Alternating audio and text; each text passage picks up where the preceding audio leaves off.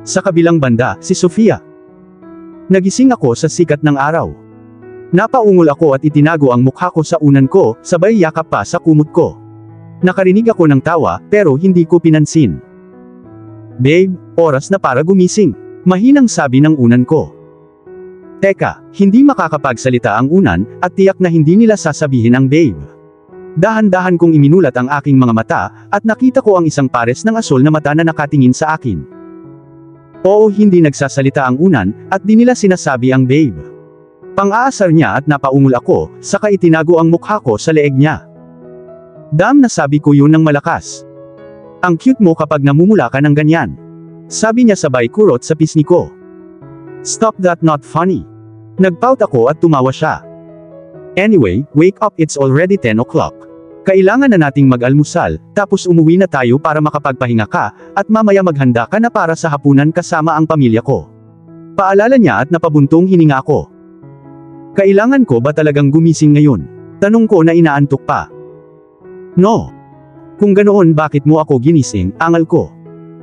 Naramdaman kong gumalaw siya, tapos the next thing I knew, binubuhat ako sa ere. Nanlaki ang mata ko, at nakita ko si Hunter na naglalakad malapit sa dagat. Hunter, don't you dare throw me in the water. Babala ko sa kanya, pero ngumisi lang siya sa akin. Nagpatuloy siya sa paglalakad, at napahawak ako sa leeg niya. Hunter, I swear if you throw me in this water, I am not gonna talk to you. Nagsimula akong magpanik nang makarating kami sa dagat. Ang mga asul na ilaw ay nawala, napalitan ng isang normal na tanawin ng tubig. Kung ayaw mong itapon kita sa tubig, sabihin mo, Hunter, ikaw ang pinakagwapong lalaki na nakilala ko, at gusto kitang halikan. Ngumisi siya. Ano ba naman? Gusto mo talagang sabihin ko yan? Tanong ko at tumango naman siya. Paano kung ayaw kong sabihin? Maingat kong tanong at tumawa siya. Kung ganoon, maliligaw ka na ngayon din. Sabi niya sabay ngiti ng pilyo, at napaungol ako. Fine, Hunter, ikaw ang pinakagwapong lalaking nakilala ko, at gusto kong halikan mo ako. Sabi ko at tumango naman siya. Your wish is my command. Sabi niya, at dumampi ang labi niya sa labi ko sa pangalawang pagkakataon. Iniwan niya ang mga paa ko sa ground, at ramdam ko ang alon. Malamig ang tubig. Pinulupot niya ang kamay niya sa bewang ko at hinila ako palapit. Kinagat niya ang labi ko at pinapasok ko siya. He spent the kiss, but later humiwalay kami para magpahangin, at nakapatong ang mga noo namin sa isa't isa. You just wanted me to ask you to kiss me. Sambit ko at tumawa siya. Yeah, I wanted to, and now we can go. We need to have breakfast. Sabi niya at tumango naman ako. Naglakad kami papunta sa isa pang pinto at pumasok. Dinala ako ni Hunter sa isang table at umupo kami. Walang laman ang buong lugar, ngunit pinatugtog sa background ang small soft music. Pwede mo ba akong papiliin ang almusal mo ngayon? Tanong niya at tumango naman ako. Oo naman. Sabi ko at ngumisi siya. Tumawag siya ng isang babae at nag-order ng isang bagay sa French na hindi ko maintindihan. Tumango ang dalaga at umalis na. Don't worry, magugustuhan mo. Sabi niya at nagtaas ako ng kilay. Paano ka nakakasigurado dyan? Tanong ko at nagkibit balikat naman siya. Alam ko lang, at kung hindi mo gusto, na duda kong gagawin mo, pwede mo akong halikan bilang parusa. Nakangiting sabi niya ng inosente. At kung gusto ko, naglakas loob akong magtanong. Then babe, pwede mo akong halikan para sa reward ko. Sabi niya at natawa naman ako. So in both case, gusto mo halikan ko ikaw, sabi ko at tumango naman siya. I rolled my eyes at napansin ko ang babaeng naglalakad papunta sa amin dala ang mga pagkain. Inilagay niya ito sa harapan namin at umalis. Mukhang masarap ang pagkain. Parehong-pareho ang disenyo ng kape namin sa ibabaw. I took my first bite of the food, and I must say masarap ito. So how is it? Tanong ni Hunter, at napatingin ako sa kanya. Nakatingin na siya sa akin. Yeah, it's good. Sabi ko at ngumisi siya. So, I'm getting my reward later, right? Tanong niya at tumawa ako. We will see, sabi ko habang kumakain ng almusal. Napaungol siya, ngunit hindi na nagsalita pa. Uminom siya ng kape at kumaway muli sa dalaga. Lumapit ang dalaga na may dalang isa pang plato, at inilagay sa gitna. Thanks, but all the addition on my name, utos ni Hunter at tumango ang dalaga bago umalis. Hindi man lang siya nagsalita. Now babe, finish this. Cause we need to leave soon, sabi ni Hunter at tumango ako. Tahimik kaming nagpatuloy sa pagkain, at tuluyang umalis sa magandang lugar na iyon. Tumawag si Hunter sa driver niya para sunduin kami, at wala pang 10 minutes dumating na siya. So paanong walang laman ang lugar na iyon? Curious kong tanong. Because I booked the whole place for that night, and asked them to keep it like how it was. Paliwanag niya at nanlaki ang mata ko. Seriously?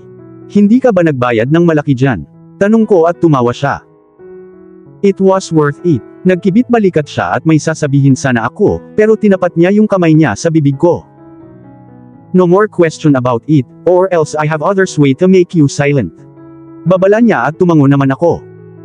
Inalis niya ang kamay niya at nanatili akong tahimik.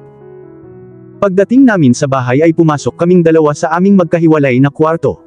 Naligo ako ng mainit at sinuot ang bathrobe ko. Pumunta ako sa closet ko para maghanap ng susuotin ko para sa dinner. May oras pa, pero alam kong maglalaan ako ng oras para pumili ng outfit ko, kaya bakit hindi na lang hanapin ngayon? Malapit na kaming umalis para maghapunan. Nilagay ko ang last touch ko sa makeup ko, at nagsuklay ng buhok. Nakarinig ako ng katok kaya dali-dali akong lumabas ng banyo. Kinuha ko ang purse ko at binuksan ang pinto. Kakatok na sana ulit si Hunter, pero binuksan ko na yung pinto at huminto siya sa kalagitnaan. Wow, you look beautiful, sabi niya habang nakatingin pa rin sa akin ng taas-baba. Sinamantala ko rin ang pagkakataong ito para tingnan siya. Naka-black jeans siya at dark blue na coat. Salamat, sagot ko at tumango naman siya. Let's go, 2 beses tumawag ang mga magulang ko kung nasaan na tayo. Nagsinungaling ako na nagsasabing na trap tayo sa traffic. Tumawa siya at nilibot ko ang paningin ko. Bumaba na kami at pumunta sa sasakyan. Nandoon na ang driver. After few minutes, nakarating na din kami sa wakas. I guess nandito na sina Skyler at Ryan, sabi niya nang may nakita siyang ibang sasakyan na nakaparada. Let's go, sabi niya at inilahad niya ang kamay niya para hawakan ko. Bumuntong hininga ako at pinagsalikop ang aming mga daliri. Naglakad na kami papunta sa front door at pinindot niya ang bell. Hindi pa man lumipas ang ilang segundo ay bumukas ang pinto, at napayakap ako ng mahigpit. Finally, I thought you were going to show up, sabi ni Tita Amanda na nakayakap pa rin sa akin. Di ko namalayan, pinisil ko na ang kamay ni Hunter. Naramdaman ko na lang nang ilapat niya ang hinlalaki niya sa balat ko. Mom, you are going to kill my wife, sabi ni Hunter at agad akong binitawan ni Tita Amanda. Oh my God, I'm so sorry dear. I was just happy na dumating ka. Nakangiting sabi niya. Okay lang po, nakangiting sagot ko pabalik. Wow, I feel so loved. Sarkastikong sabi ni Hunter. Tumawa ako while Tita Amanda rolled her eyes. Ngayon Hunter, wag kang magselos, she teased, and Hunter playfully glared at her. I'm not. Amanda, papasukin mo ba sila para maipakilala niya tayo sa asawa niya? Sabi ni Tito Nathan sabay talikod sa asawa. Yeah, pumasok kayong dalawa, sabi niya at pumasok na kami. Malaki at maluwang ang bahay. Kulay cream ang dingding at maraming larawan ang nakasabit dito. Finally you came dude, I was waiting for you. Lumingon kami at nakita namin ang lalaking naghatid sa kanya pauwi, si Ryan na papalapit sa amin. May babae sa likod niya kaya si Skyler yata yun. Nag-bro handshake sila at niyakap ang isa't isa. Hi, my name is Skyler. Hi, I'm Sofia, sabi ko at ngumiti siya. Alam kong hindi titigil ang lalaking ito sa pagsasalita tungkol sa iyo, sabi niya sabay turo kay Hunter. Hindi naman, pagtatalo ni Hunter, pero alam kong nagsisinungaling siya, habang itinatago ang ngiti niya. Tama at kilala mo na ako si Ryan, sabi ni Ryan at tumango ako. Yeah, I remember you, sabi ko at tumawa siya. Paano kayo nagkakilala? Naguguluhang tanong ni Skyler.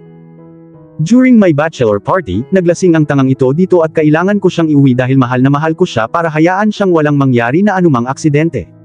At nang makarating ako sa bahay niya ay nandoon siya. Paliwanag ni Ryan, at tumango naman si Skyler.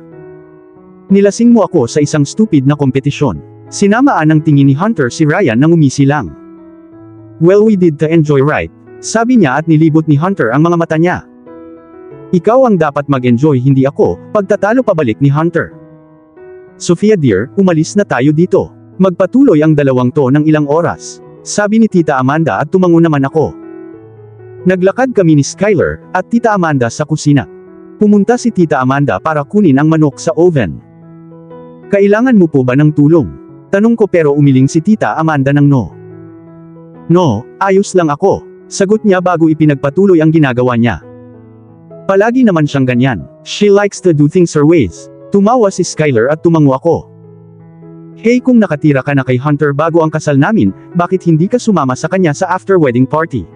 Tanong niya at napabuntong hininga ako. Frankly speaking hindi ko alam na may party pala, sabi ko na wala akong ideya at nanlaki ang mata niya. Ngunit sinabi ko kay Hunter ang tungkol dito, at ngayon na iniisip ko ito ay hindi siya dumalo dito, sambit niya. Kakalipat ko lang at kailangan ko pang mag-adjust sa bagong lugar, kaya naman siguro hindi sinabi ni Hunter sa akin, sabi ko at tumango siya. Hunter is being really careful about you. He is trying to do everything slowly when he actually want it quicker. Sabi ni Tita Amanda at tinignan ko siya ng naguguluhan. I know Hunter was giving me time to adjust, and get used to everything, but now that I am thinking about it. It is what I want but do he want the same? You look completely confused, sabi ni Skyler at tumango ako. I am really confused, sabi ko at lumingon kay Tita Amanda. Ano ang ibig mong sabihin na gusto niyang gawin ito ng mas mabilis? Itinanong ko. Sweetie, love ka lang talaga niya, at gusto ka lang niya. Nakangiting sabi niya. Teka ano, love, ilang linggo lang kami nagkikita. Hindi naman niya ako kayang mahalin, di ba? Mahal ko ba siya? Naramdaman kong may humawak sa balikat ko, at nakita kong nakatingin sa akin si Skyler. Don't think too much about it. I was like you a few months ago and see where I am today. I am happily married and in love with Ryan.